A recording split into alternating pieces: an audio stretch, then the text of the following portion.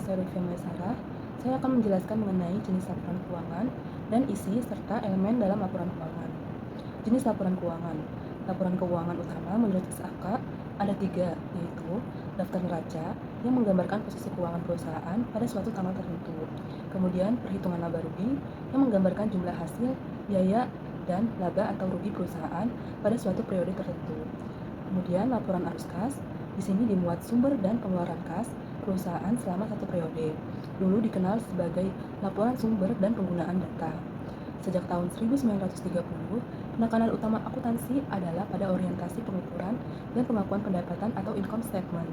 Namun, menurut kerangka konsep yang dikembangkan oleh FICB yang berdiri tahun 1973, penekanan akuntansi bergerak kepada orientasi aset liability atau balance sheet. Kemudian, setelah keluarnya FICB Statement nomor 95 dan perkembangan yang sangat cepat pada konsep cash flow accounting, penekanan akuntansi mengarah pada orientasi arus kas. Isi dan elemen laporan keuangan. Ada 3 hal penting yang harus diingat dalam mempertimbangkan apakah suatu transaksi dapat dianggap sebagai elemen laporan keuangan atau tidak, yaitu sebagai berikut. Yang pertama, konsep income harus dianggap lebih luas daripada istilah income menurut akuntansi secara tradisional. Yang kedua, pengertian aset, liabilitas, ekuitas menyangkut pada jumlah kekayaan, klaim terhadap sumber-sumber tadi pada suatu waktu tertentu atau pertanggal tertentu. Sedangkan pengertian revenues, expense, gains, dan loss menyangkut pengaruh transaksi, kejadian selama periode tertentu, atau dari satu tanggal ke tanggal yang lain. Kemudian yang ketiga itu nilai aset, liabilitas, dan equity dianggap berubah akibat pengaruh revenue, expense, gain, dan loss. Dengan demikian, laporan keuangan dianggap memiliki kaitan antara satu dengan yang lainnya. Dalam Statement of Financial Accounting Concept nomor 6, elemen akuntansi itu adalah aset, liabilities, owner's equity, revenues, gains, expense, dan loss. Dalam mengkaji elemen akuntansi dan hubungan laporan laba rugi dengan neraca dikenal dengan 2 pendekatan. Yang pertama, articulate approach, dan yang kedua, non-articulate approach. Pada pendekatan pertama, kedua laporan dianggap memiliki hubungan matematis di mana laba rugi hanya merupakan perubahan modal pada periode itu, dengan asumsi tidak ada transaksi modal dan transaksi penyesuaian modal. Sedangkan pada pendekatan yang kedua, hubungan antara neraca dan laba rugi dianggap tidak ada, minimal tidak otomatis dan masing-masing berdiri sendiri antara satu sama lain. Kemudian yang ketiga adalah laporan neraca atau posisi keuangan. Neraca atau disebut juga posisi keuangan menggambarkan posisi keuangan perusahaan dalam suatu tanggal tertentu atau a moment of time. Posisi yang digambarkan yaitu posisi harta, utang, dan modal. Selanjutnya, definisi komponen neraca. Yang pertama, definisi neraca. Menurut FASB, aset adalah kemungkinan keuntungan ekonomi yang diperoleh atau dikuasai di masa yang akan datang oleh lembaga tertentu sebagai akibat transaksi atau kejadian sudah berlalu. Yang kedua, pengakuan dan penilaian aktiva dan kewajiban. Aktiva diakui saat diperoleh, sedangkan kewajiban diakui pada saat timbul kepada pihak lain. Selanjutnya, penilaian keduanya menggunakan biaya perolehan berdasarkan nilai tukar atau harga pasar saat transaksi.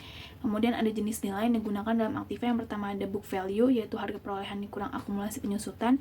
Yang kedua replacement cost atau nilai pengganti barang yang sejenis. Yang ketiga ada selling price atau harga jual. Dan yang terakhir net realizable value, yaitu harga jual dikurang biaya penjualan. Yang ketiga, definisi kewajiban atau utang. Menurut FASB, kewajiban adalah kemungkinan pengorbanan kekayaan ekonomis di masa yang akan datang yang timbul akibat kewajiban perusahaan sekarang untuk masa yang akan datang sebagai akibat suatu transaksi atau kejadian yang sudah terjadi. Jenis-jenis kewajiban yang pertama contractual liabilities, yaitu ada kontrak tertulis, contohnya utang bank. Yang kedua constructive obligation, yaitu tidak tertulis, misalnya bonus karyawan. Yang ketiga equitable obligation, yaitu berdasarkan moral atau keadilan dan tanpa kontrak. Yang keempat contingent liabilities, yaitu tergantung kejadian di masa depan atau hanya dicatat jika berpotensi rugi. Yang kelima ada deferred credit, yaitu penerimaan di muka bukan pengorbanan di masa depan, contohnya prepaid revenue. Yang keenam executory contract, yaitu perjanjian belum dilaksanakan tetapi sudah terikat, seperti kontrak kerja pegawai. Dan executory contract tidak dicatat dalam akuntansi konvensional. Yang keempat ada pengakuan dan penilaian kewajiban. Menurut APB Statement nomor 4 serta SFAC nomor 5, kewajiban dinilai sebesar kejadian dalam transaksi. Biasanya jumlah yang akan dibayarkan di masa yang akan datang didiskontrokan atau dinilai berdasarkan present value untuk yang jangka panjang, sejumlah nilai pertukaran atau sejumlah nilai normal. Kemudian ada pemilik atau owner's equity. Equity adalah suatu hak yang tersisa atas aktiva suatu lembaga atau entity setelah dikurangi kewajibannya. Dalam perusahaan perseorangan, nilai modal ini merupakan modal pemiliknya sendiri. Sementara itu, dalam perusahaan perseroan perlu dibedakan antara modal setor dengan modal karena pendapatan atau retained earning. Dividen hanya dibayar dari laba ditahan, bukan dari modal setor. Laba ditahan terdiri dari laba tahunan, penyesuaian atau koreksi tahun sebelumnya, dan besaran dividen. Lalu berikutnya yaitu off balance sheet. Transaksi off balance sheet adalah aktivitas keuangan yang tidak dicatat langsung dalam neraca karena belum memenuhi syarat pengakuan menurut standar akuntansi. Meskipun berdampak terhadap posisi keuangan perusahaan, contoh umum termasuk giro yang belum jatuh tempo, plafon kredit yang belum digunakan, dan hak menukar instrumen keuangan. Dalam praktiknya, beberapa pihak menyalahgunakan konsep ini untuk menyembunyikan kewajiban atau pendapatan, seperti mencatat bunga belum diterima sebagai transaksi off balance sheet, padahal secara akuntansi harus diakui sebagai aset.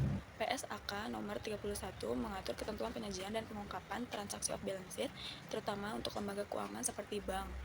Tujuan awal dari pencatatan off balance sheet adalah menjaga agar laporan keuangan tidak mencantumkan item yang belum pasti atau belum direalisasi, namun tetap harus diungkapkan secara transparan dalam mencatat atas laporan keuangan. Lalu berikutnya ada keterbatasan neraca. Neraca memiliki peran penting dalam menunjukkan posisi keuangan perusahaan pada waktu tertentu, terutama mengenai kekayaan atau aset, kewajiban atau utang, dan ekuitas atau modal. Namun, seiring waktu, kepercayaan terhadap neraca menurun karena investor lebih fokus pada earning per share yang berasal dari laporan laba rugi. Kelemahan utama neraca adalah tidak mampu menyajikan nilai saat ini atau current value dari aset yang dimiliki perusahaan karena umumnya berbasis pada nilai historis atau historical cost. Hal ini menyulitkan dalam menilai likuiditas dan solvabilitas secara real time, apalagi dalam kondisi ekonomi yang dinamis seperti inflasi. Meski begitu, neraca tetap dibutuhkan untuk menganalisis struktur modal, tingkat leverage, kemampuan membayar utang jangka pendek atau likuiditas, dan efisiensi pengelolaan aset atau ROA atau ROE. Oleh karena itu, upaya peningkatan relevansi neraca terus dilakukan, misalnya melalui penyajian komparatif, penyesuaian terhadap inflasi, penerapan penilaian wajar atau fair value. Kesimpulannya yaitu laporan keuangan khususnya neraca menggambarkan posisi keuangan perusahaan pada suatu waktu tertentu yang mencakup aset, kewajiban, dan ekuitas. Meskipun penting, neraca memiliki keterbatasan karena menggunakan nilai historis yang tidak selalu mencerminkan kondisi aktual. Untuk meningkatkan relevansinya, gunakan pendekatan seperti penyesuaian inflasi dan nilai wajar. Sementara transaksi yang belum memenuhi syarat pengakuan dicatat sebagai off balance sheet, namun tetap perlu diungkapkan secara transparan. Sekian presentasi dari kelompok kami, kurang lebihnya mohon maaf. Wassalamualaikum warahmatullahi wabarakatuh.